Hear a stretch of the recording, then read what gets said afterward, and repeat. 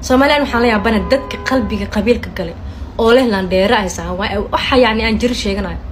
landheernimada maxay tahay qofka laga la dheeraysan tahay adigu waa saxarto qurna ka bax madahaba saxarto maqdeemana saxarota maanta qandheer hadii qod sirta ku soo aroor awoodeen waxaan dhimi jiro ilaaha awood iskale labadiin Allah subhanahu wa ta'ala idin umte kaliya amal loo kala saraya ilaaha xaqiis waa ka sameeyeen laakiin amalkaaga haduu noqdo qofka inaad dulminaysid bilaa waxaan jiraan ku sheegaysid waa qasaartay